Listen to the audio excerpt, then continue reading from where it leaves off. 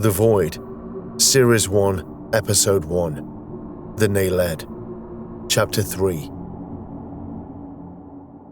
The main Triskel shipyard, or Sparta as it was named, held in geosynchronous orbit around Triskel, connected to the surface by a space elevator. Sparta was a purely military installation, unlike Mycenae, which was the main civilian orbital hub. Mycenae was on the same orbital path, just ahead of Sparta, not that you could see it with the naked eye. Schafer didn't like shipyards. They were messy, disorganized places. He appreciated the work that was done here, but he abhorred the mess. How the engineers ever found their tools, he never knew. He made his way towards the main berth, the one where they built the dreadnoughts. The Liberator was the flagship of the Republic, and a dreadnought-class military vessel. Not that he would ever display it externally, but Schafer was ablaze with anticipation. He had studied its capabilities well and spent many hours going through the datasphere simulations, so he felt he knew it well already. But still, this would be the first time he would see it for real. He strode along the corridor, occasionally glancing out of the side panels. The upper half of the right side was transparent. Not a window, but part of the hull that was transparent. He could see a Vindicator-class cruiser to the berth outside, and he couldn't help looking at it as he walked. The Vindicator-class was not the most glamorous of designs, but it was a classic. It had a tall but thin profile, but a large surface area on the sides. The small profile meant it was hard to hit when approaching, but it would have to turn to fire a maximum salvo. They were the mainstay of the fleet. Nothing special, but a good generalist. His first assignment in the military was on such a craft, and it provoked nostalgia in him. He'd had no illusions of serving on a combat ship. His innocence was taken long before that. Even so, some of his experiences on board had been eye-opening at least. He regained his focus as he entered a new section of the corridor, and the hull wasn't transparent anymore. Several soldiers ran past him on routine exercise. There was a large garrison on Sparta, so seeing soldiers running along the corridors was a common sight. There were a few mechanics ahead of him, moving slowly so he was steadily catching them. He noticed one of them had let his trousers slide a little, and he could see the top of his ass. Schafer loathed to see such slovenly dress sense, and had to resist the urge to castigate the individual, no matter how much he wanted to. The engineers were civilians, and not within his authority. He continued down the corridor, moving ever further away from the hub of Sparta and toward the extremity of the massive station. The biggest ships that the Republic built had to be constructed on the periphery, similarly due to their scale. They couldn't even build a full bay because of the size. Instead, all of the necessary equipment, loading bays and construction vessels had to operate from the edge of the station. The end of the corridor could now be seen, and as he got closer, he could start to see the mezzanine that ran the length of the edge of the station. It was teeming with people moving back and forth. Maintenance crew, soldiers, scientists, and officers mingled as they went about their tasks. He passed the corridor seal and onto the main concourse, allowing him to appreciate the size of the area. It was more aesthetically pleasing than the majority of the station. This was by design, as the areas tended to be the busiest, but also the first thing the crew saw as they stepped off their ships, so these areas needed to look more welcoming.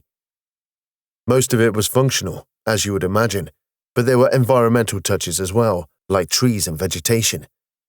This was a practical addition too.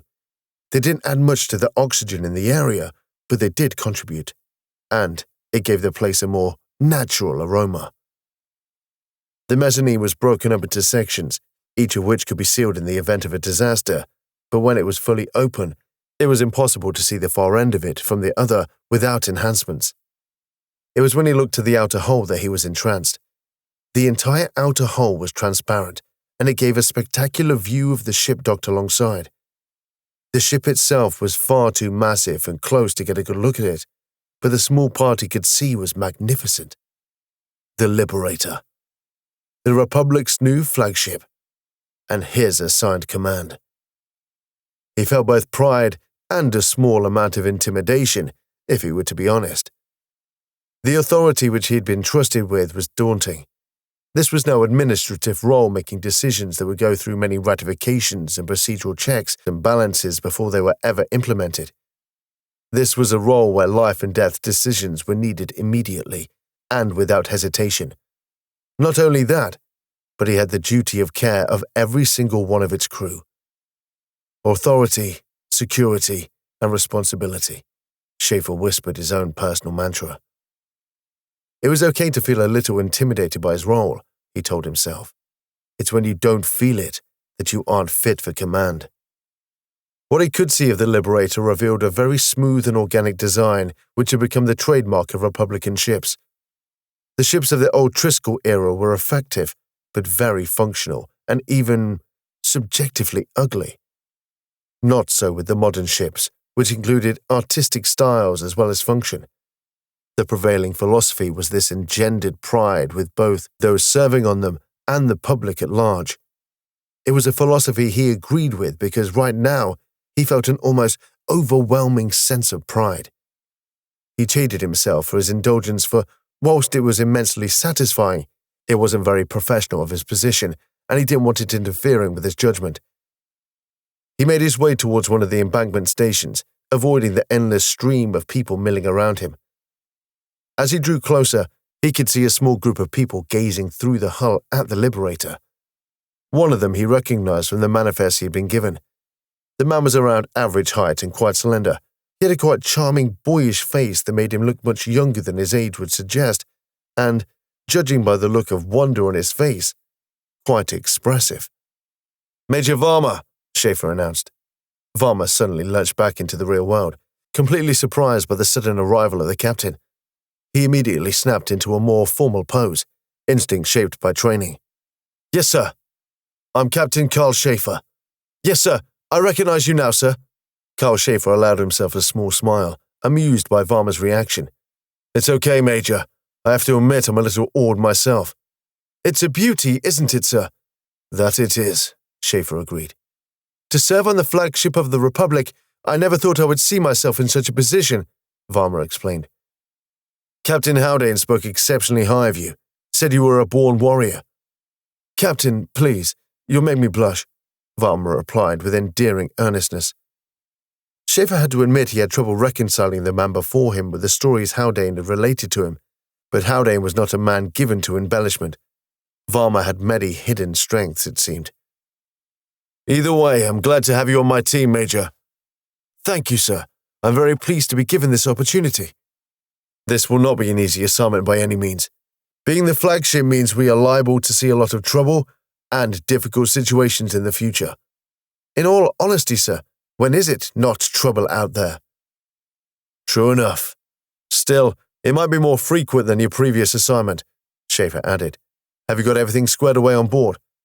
"Yes, sir. I just came back outside to watch her from the outside," Varma explained. "We'll be spending most of our time viewing her from within, so I thought I'd make the most of being able to view her from the outside. I see you've assigned the ship with a gender, then. In the depths of space, she will nurture us and support us, giving us life where there is none. And should someone cross us, she will unleash hell and destruction upon them," Varma elaborated. "Reminds me of my mother." Schafer tried to stifle a laugh, but it came out anyway. He could see a bemused smile touch the edges of Varma's lips. "Have you met any of the other officers yet?" "I met Captain Voigt a short while ago, but I've not met the others yet." "Excellent. I wanted to have a word with Captain Voigt. Where is she at the moment?" "Ask Kane when you get on board. He'll be able to direct you to her," Varma stated, referring to the ship's AI. "How is the ship's artificial general intelligence?" "He seems quite mature for a new sapiens. I guess they're improving all the time." "I hope so. I've had to deal with some remarkably dumb AIs in the past. Now that's something humans will always do better than them. Being dumb, that is." "Well, it's been a pleasure meeting you, Major." Schafer bade farewell. "I'll call a meeting before we're due to leave so that all the senior officers can meet each other and discuss our first mission. So I'll see you then."